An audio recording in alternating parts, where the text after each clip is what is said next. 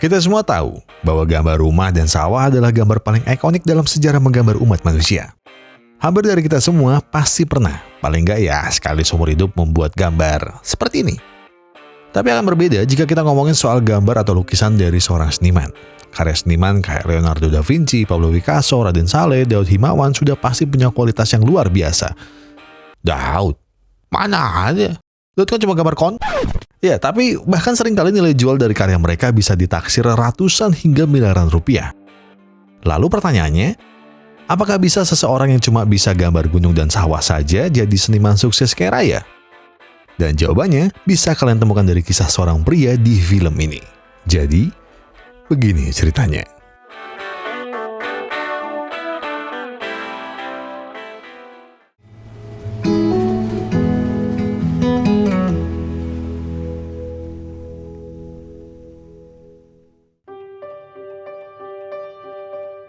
Umur 17 tahun adalah masa di mana seorang manusia mulai mencari jati diri mereka. Di umur ini banyak anak SMA mulai memikirkan masa depan mereka. Mereka akan menyiapkan rencana terbaiknya setelah lulus SMA. Tapi berbeda dengan bocah satu ini, namanya Yatora Yaguchi. Ya, kita panggil saja Michael. Di saat semua murid SMA mulai sibuk kerja kelompok dan bimbingan buat persiapan SBMPTN, dia malah sibuk nyari warkop mana lagi yang bakal dia datengin. Kegiatan rutin sehari-harinya kalau nggak nongkrong, begadang, bolos, tidur di kelas, dan nobar MU bareng gengnya. Kesalahan besar, nak kau nonton tim bapuk itu.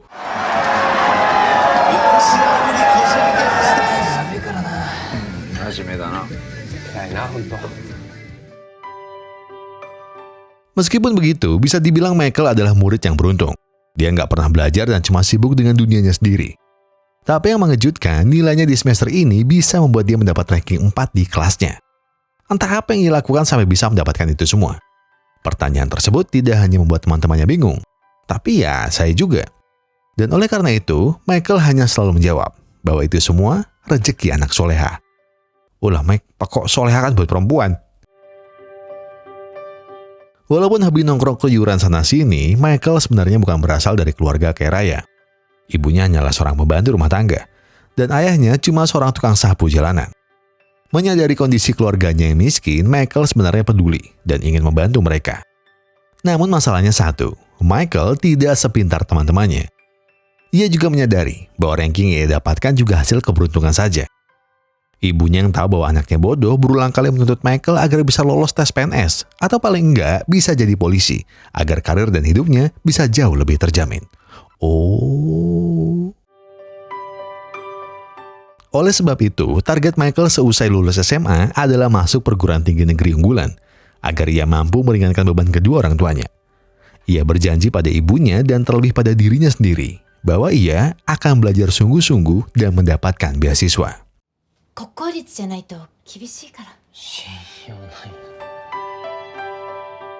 Hari demi hari Michael lewati dengan susah payah. Namun ia tak ingin merepotkan orang lain, termasuk kepada para sahabatnya di sekolah.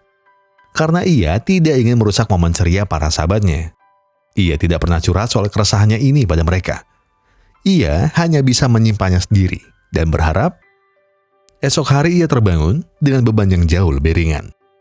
Sayangnya, sampai keesokan harinya, Michael hanya bisa terus bertanya-tanya, untuk apa sebenarnya dia hidup? Tujuan apa yang telah Tuhan rencanakan untuknya? Apakah ia bisa menjadi anak yang berbakti dan bisa menunjukkan bahwa dirinya tidak sia-sia dilahirkan di dunia ini? Melihat Michael akhir-akhir ini selalu murung, para sahabatnya pun mengajak Michael untuk menggambar Bu Guru di eskul seni.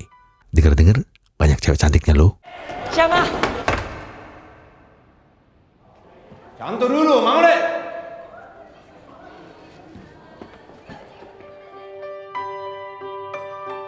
Selama kelas berlangsung, Michael dan 3 temannya malah sibuk ngobrol. Namun tiba-tiba karena suasana meja mereka sangat berisik dan mengganggu, Bu Saiki kemudian menegur mereka agar menghargai para murid lainnya.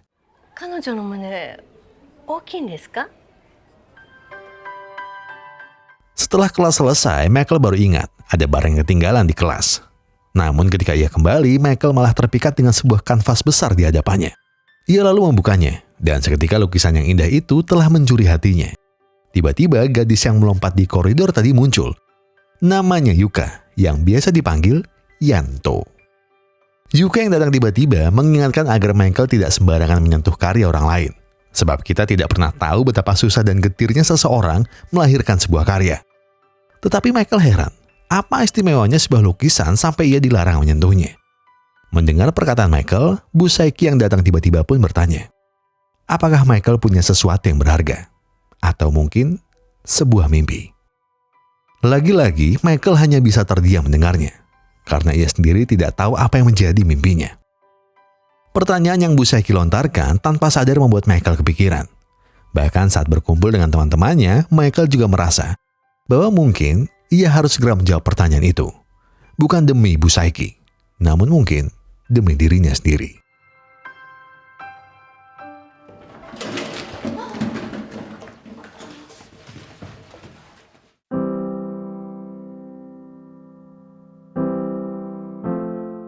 Pagi itu, ia dikejutkan dengan seorang gadis yang terlihat repot dengan karyanya. Michael pun datang lalu segera membantu. Pada momen itu, Michael tahu bahwa rentetan kejadian seminggu belakangan ini bukanlah sebuah kebetulan belaka. Ia akhirnya paham apa yang dimaksud oleh Busaiki. Ketika Mori mengungkapkan bahwa tujuannya melukis adalah ingin membuat orang lain bahagia, sekarang Michael merasakan ada yang menggerakkan hatinya. Itu ketika Mori mengungkapkan bahwa tujuannya melukis adalah ingin membuat orang lain bahagia. Mori hanya ingin setiap karya yang ia buat dapat dinikmati. Bahkan tidak sekedar itu, Mori tahu setiap orang yang hidup di dunia ini memiliki masalah yang pelik. Dan dengan karyanya ini, Mori berharap bahwa orang yang melihatnya bisa kembali punya sebuah harapan. Mendengar itu, Michael yang semula tak yakin akhirnya tersadarkan dengan perkataan Mori. Sejak pertemuan itu, Michael perlahan memupuk keyakinannya. Ia percaya jalan yang ia ambil saat ini adalah yang terbaik. Ia tak pernah merasakan benar-benar hidup ketika mengerjakan sesuatu yang baru untuknya. Di kelas itu, Michael yang sebelumnya enggan mengerjakan tugas pertamanya menjadi tergugah oleh Mori. Ia pun segera mengerjakan tugas melukis pemandangan dari Busaiki.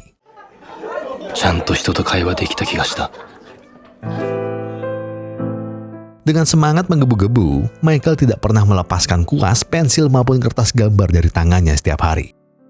Bahkan tempat favoritnya saat ini bukan lagi warkop untuk nongki, melainkan kelas lukis yang ada di sekolah. Namun hari itu, Michael sengaja datang sendirian untuk membaca buku dan jurnal seni lukis yang ada di sana. Dan dari situ, tiba-tiba muncul pertanyaan. Apakah ada perguruan tinggi seni yang cukup murah untuknya? Ia tidak yakin ada, sebab dari internet Michael tahu biaya untuk kuliah seni terlihat begitu mahal. Michael yang hampir putus asa seakan bisa melihat harapan jauh di depan sana. Setelah mendengar Busaiki memberi nasihat, bahwa walau tak selalu mudah, pekerja keras yang mencintai apa yang mereka lakukan pasti punya peluang terbaik untuk mendapatkannya. Yuka pun berkata bahwa ada satu kampus seni yang biayanya jauh lebih murah dibanding Universitas Tokyo. Tetapi yang perlu Michael tahu, pelamarnya per tahun ada ratusan orang. Dan hanya 5 mahasiswa saja yang mereka terima. Kabar bahwa Mori diterima di kampus idaman Michael juga semakin memantapkan niatnya untuk meminta bantuan Yuka mematangkan persiapannya menuju ke sana.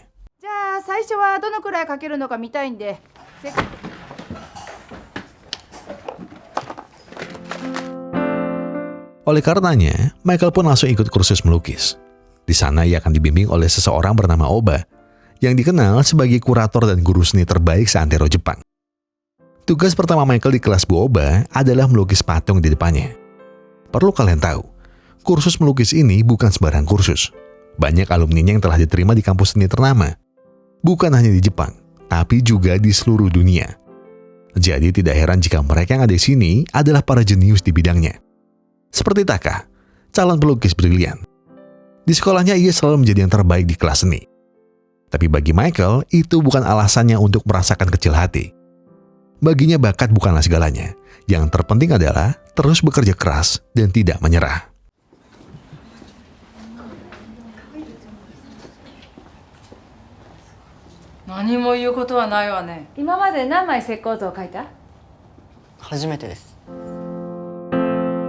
Memang, jika dibandingkan dengan hasil lukisan Michael, milik Taka jelas lebih detail dan sangat presisi. Dengan teknik dan intuisi yang telah terlatih, membuat lukisan Taka bernyawa. Dan patung di dalamnya tampak lebih hidup.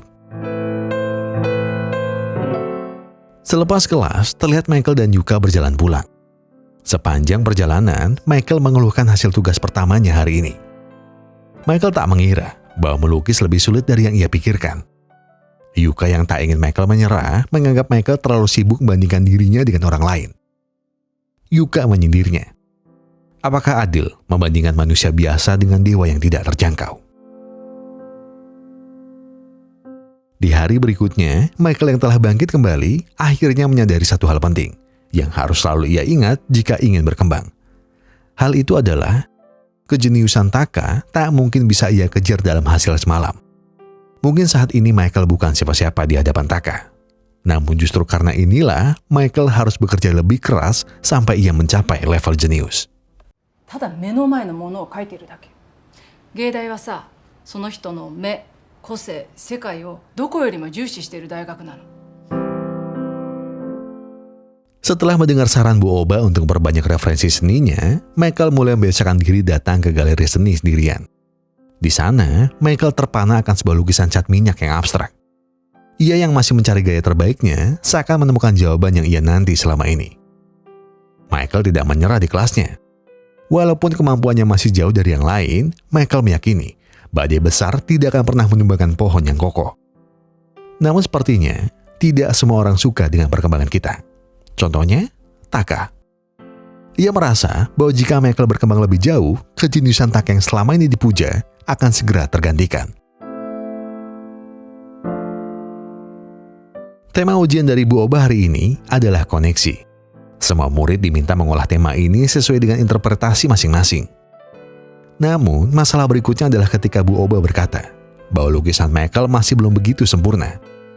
Bu Oba masih melihat bahwa sudut pandang karyanya masih samar dan tidak jelas.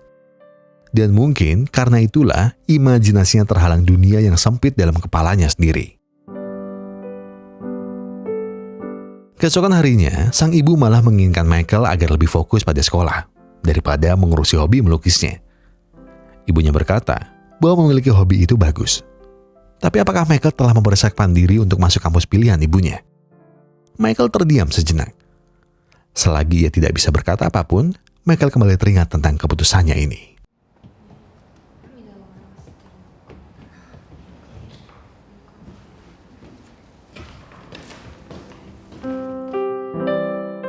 Lukisan di hadapannya langsung bawanya kembali pada satu momen, saat ia pertama kali jatuh cinta pada karya seni. Michael tahu pasti bahwa tulisan ini adalah karya Mori. Meski tampilannya berbeda, esensinya masih sama, yaitu doa. Mungkin kemarin Michael gagal di kelas Bu Oba, tapi sekarang ia punya kesempatan menebusnya. Michael akhirnya mengerti bahwa ikatan dengan karya seni tak selalu harus ia jelaskan dengan gamblang. Jika ia ingin berkembang, ia tak boleh hanya terpaku pada satu bentuk. Ia harus melihat dari sudut pandang yang tak terpikirkan oleh orang lain.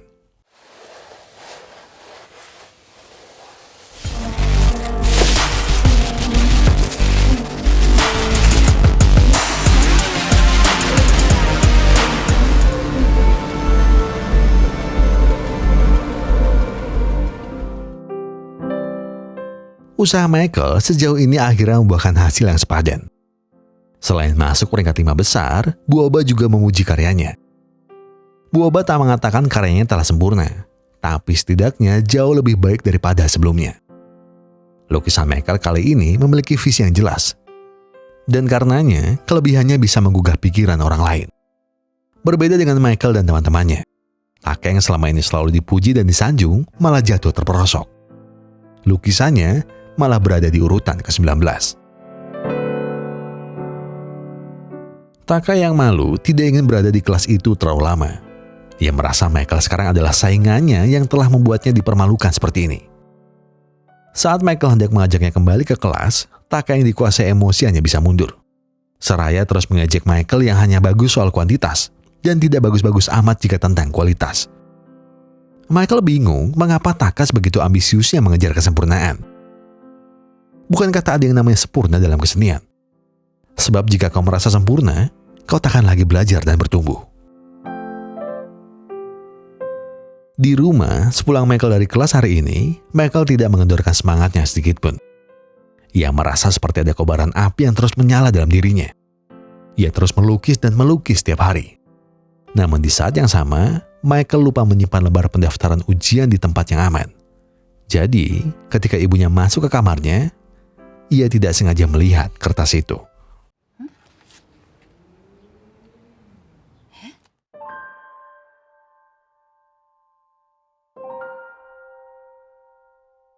Michael hanya terdiam saat berdua dengan ibunya. Ia hanya bisa mendengarkan nasihat ibunya, tapi tidak bisa banyak berkata-kata. Bagaimana dengan masa depanmu jika kamu masuk kuliah seni? Ibu hanya ingin kamu punya pekerjaan yang jelas dan sukses. Pilihlah kampus yang lebih berguna, Michael. Kamu tidak akan mendaftar ke sana, kan? Dan Michael hanya berkata bahwa ia akan memilih kampus yang lebih berguna. Maafkan aku, Bu. Ia tahu bahwa ibunya hanya ingin yang terbaik. Ibunya hanya ingin ia punya masa depan yang lebih baik dari orang tuanya. Tapi pernahkah ibunya bertanya, apa yang benar-benar Michael cintai? Apakah ia tahu bahwa seni, terutama melukis, adalah satu-satunya yang membuatnya merasa hidup? Dan dibalik semua itu, Michael sebenarnya hanya ingin dipeluk. Ia hanya ingin ibunya percaya kepadanya. Saat menenangkan pikirannya yang kacau, Michael tak sengaja bertemu teman dekatnya Endo. Endo yang tahu bahwa Michael sedang galau, lalu mentraktirnya sepiring tart manis dan lembut. Setelah mendengar cerita Michael, Endo hanya berkata, "Berkat kau, aku akhirnya yakin untuk masuk ke sekolah memasak. Tugas akhirku adalah membuat dessert manis. Semua ini tak akan terjadi apabila aku tidak melihat tekadmu masuk kuliah seni." Dan mendengar itu semua, Michael cuma bisa tersenyum dan memakan tartnya dengan lahap dan terharu.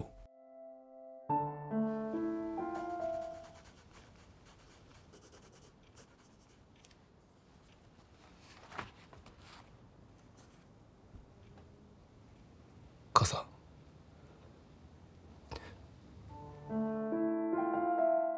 Dengan mata berkaca-kaca, Michael meminta maaf pada ibunya, bahwa mungkin ia bukanlah anak yang bisa membanggakannya.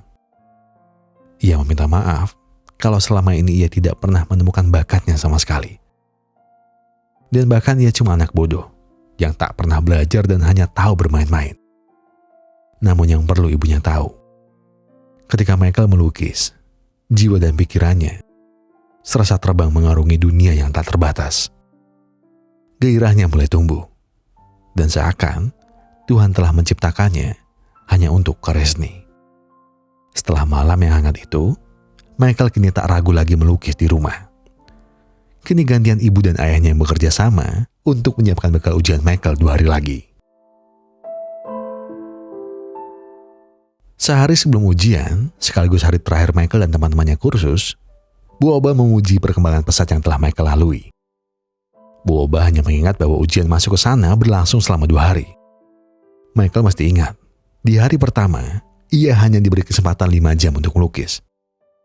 Lalu apabila dia lulus, maka ia harus meningkatkan staminanya, agar ia bertahan 3 hari berikutnya pada ujiannya yang kedua. Hari yang paling mendebarkan bagi Michael tiba juga.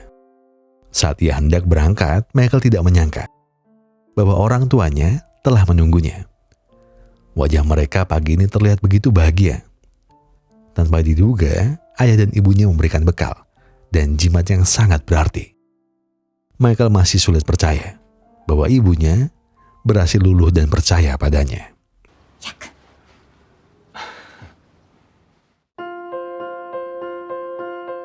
Saat Michael hendak masuk, ia kembali bertemu dengan rivalnya, Taka. Taka masih orang yang sama. Ia tak berubah dan semakin percaya diri semenjak kekalahan telaknya waktu itu. Dan kali ini, Michael tahu bahwa ujian kali ini akan semakin seru karena ia memiliki lawan yang sepadan. Meskipun begitu, Michael juga menyadari bahwa lawannya sebenarnya adalah dirinya sendiri dan ketakutannya selama ini. Tema ujian pertama kali ini sangat spesifik, yaitu potret diri. Bagi sebagian orang, tema ini mungkin terlihat sederhana dan mudah. Namun bagi Michael, justru karena temanya sederhana, itu malah membuatnya semakin sulit dimaknai. Lalu saat Michael tengah menyiapkan strategi apa untuk memenangkan ujian ini, tiba-tiba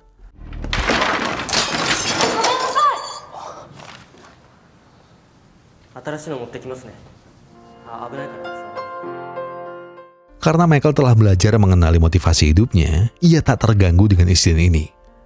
Dari cermin yang hancur itu, ia malah mendapatkan inspirasi jenius.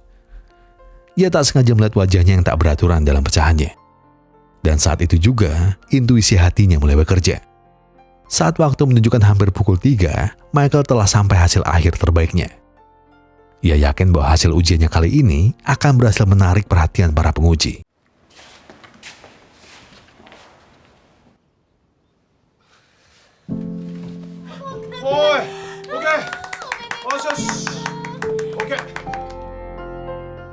Menjelang ujian kedua, dari semua teman yang ikut, hanya tersisa 2 orang saja. 3 teman lainnya terpaksa pulang lebih awal. Hari ini, Michael pun lolos dan berhak melanjutkan ujian berikutnya. Namun seperti ada yang kurang dari keberhasilan Michael kali ini. Dirinya tak mendengar kabar Yuka pada ujian hari itu. Tanpa menunggu lagi, Michael langsung menghubungi Yuka. Tapi Yuka tak mengangkat telepon Michael. Hingga akhirnya, karena Michael terus-menerus menghubunginya, terpaksa Yuka menjawab dan bilang untuk menemuinya di pantai Odawara malam ini.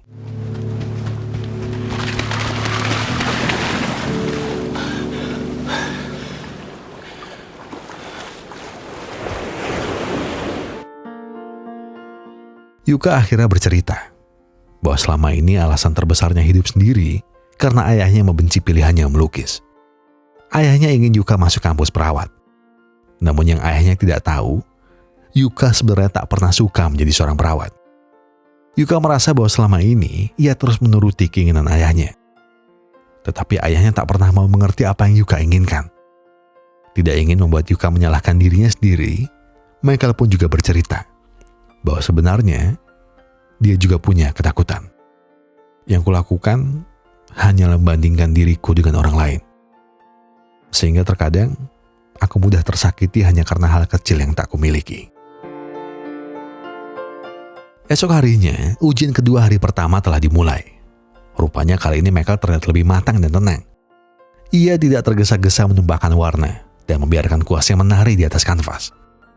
Ia kembali mengingat siapa dirinya yang sebenarnya. Ia adalah orang yang lemah dan menyedihkan di masa lalu. Tapi sekarang, ia akan menggunakan sisi lemahnya sebagai senjata terbaiknya.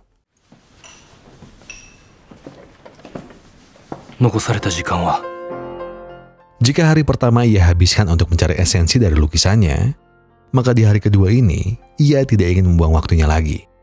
Secara tak sengaja, Michael memperhatikan teknik dari salah satu murid. Michael hanya mengambil cat minyak, lalu menuangkannya ke atas kertas gambar khusus. Dari sana, Michael akhirnya tahu apa yang harus dia lakukan.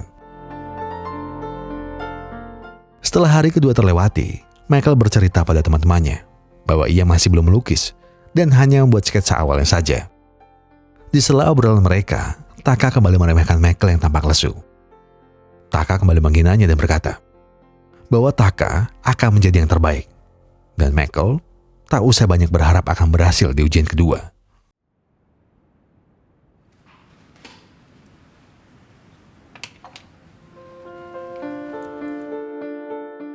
Setelah berjuang sejauh ini, akhirnya Michael menyadari bahwa esensi dari karyanya adalah memandang dunia yang tak terlihat dan menjadikannya dunia yang bisa dipahami secara utuh. Mengubah sebuah dunia yang sebelumnya ambigu menjadi sebuah kejelasan. Mengubah warna gelap menjadi lebih terang dan membawa kedamaian.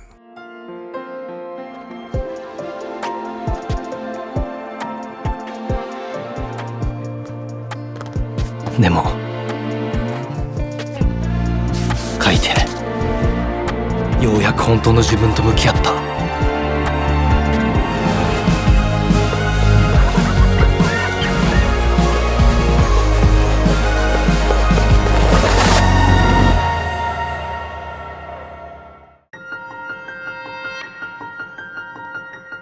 Pada detik-detik terakhir, Michael hanya perlu memberi 1 titik putih pada mata sang model. Ini semua seakan menegaskan bahwa langkahnya sejauh ini tidaklah percuma. Sebab titik putih di lukisannya adalah kesempatan awal. Sebuah kesempatan awal Michael dalam mengenal seni lukis. Warna putih adalah simbol dari awal yang baru. Awal di mana Michael pernah jatuh cinta sedalam itu pada seni lukis. Dan akhirnya menemukan dirinya sendiri.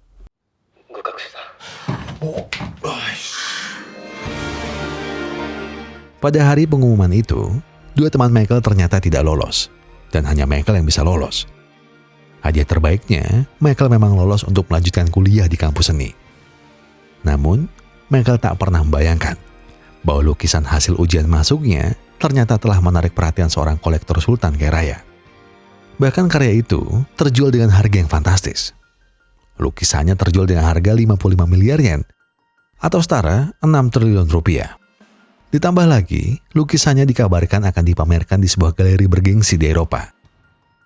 Siapa sangka bahwa pria seperti Michael, yang dulunya sering dihina dan disepelekan oleh keluarganya, teman-temannya bahkan seluruh dunia, kini telah berubah menjadi sultan terkaya di Jepang. Ia telah membuktikan bahwa semua anggapan itu salah. Dari hidup Michael, harusnya semua orang paham bahwa tak ada salahnya untuk mengejar sebuah mimpi.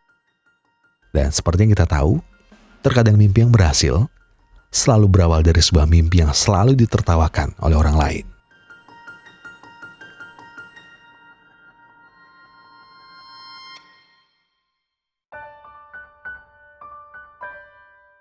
Gak terasa selesai nonton film ini saya masih banyak terdiam sehabis nonton film ini.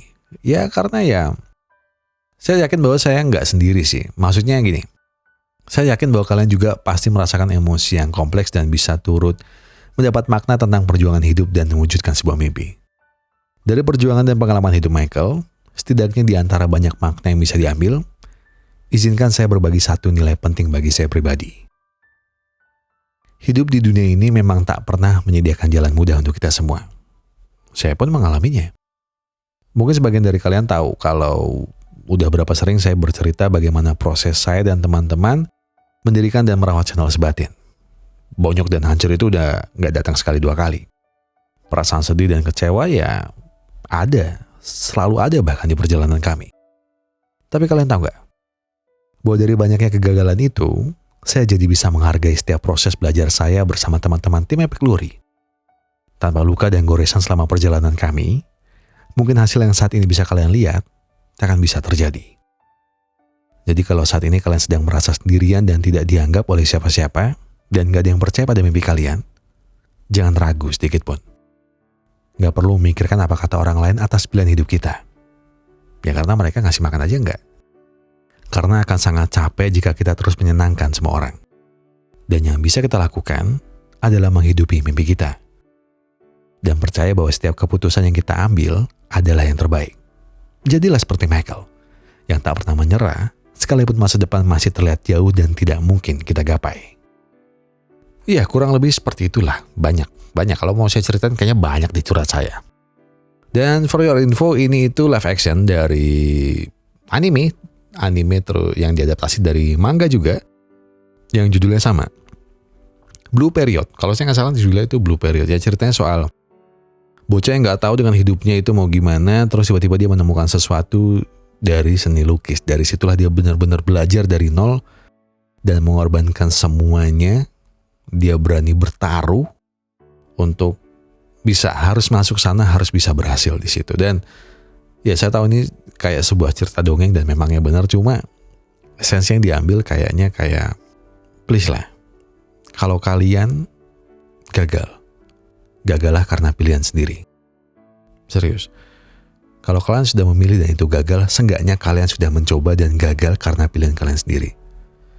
Jadi gak ada salahnya. Gak ada salahnya coba. Karena pas mulai pertama pasti gak ada yang perfect. Jadi ya coba aja dulu. Gak ada salahnya. Oke?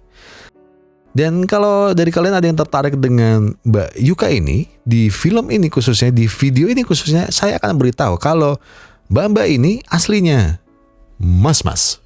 Bingung kan kalian? Bingung kan? Entek gue. Daud aja bingung lihatnya. Mas, ini perasaan saya rasanya ada yang aneh gitu. Langsung saya pukulin Daud di tempat.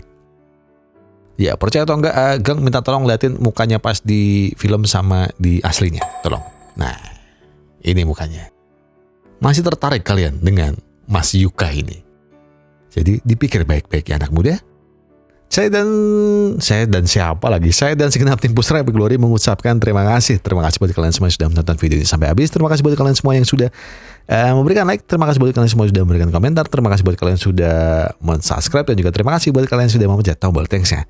Karena apapun yang kalian lakukan untuk channel ini sudah membantu channel ini untuk berkembang sampai hari ini. Semuanya karena kalian. Sumpah. Karena tanpa kalian, Sebatin cuma bakal jadi channel horror film yang gitu-gitu aja, yang cerita bla bla bla bla bla, terus mas-mas di yang ngomong itu di belakang dia sambat soal emang kenapa sih Pak ditangkap, orang kan cuma lagu. Lagian kan tidak ngomong instansi mana. Itu kan bisa mana aja, bisa juga Jerman, bisa juga Jepang, bisa juga Amerika. Kan bukan cuma instansi dari sebuah negara yang banyak masalahnya itu. Bukan itu aja, kenapa mau ditangkap terus dilarang lagunya? Apa yang salah, Pak? Ada-ada aja di situ. Kalau tersinggung katanya ada yang benar berarti ya. Maksudnya ada yang benar itunya, ada yang benar nggak bisa disapu lagi udah. Dan sebelum pamit saya bakal bilang ke kalian semua kalau kalian ada banyak masalah dan itu berat banget, yang tenang. Gak perlu buru-buru, gak perlu nyusu-nyusu. Selesaikan semuanya dengan kepala yang dingin. Tarik napas, buang, tenggak kopinya, ambil koreknya, dan sebatin aja dulu.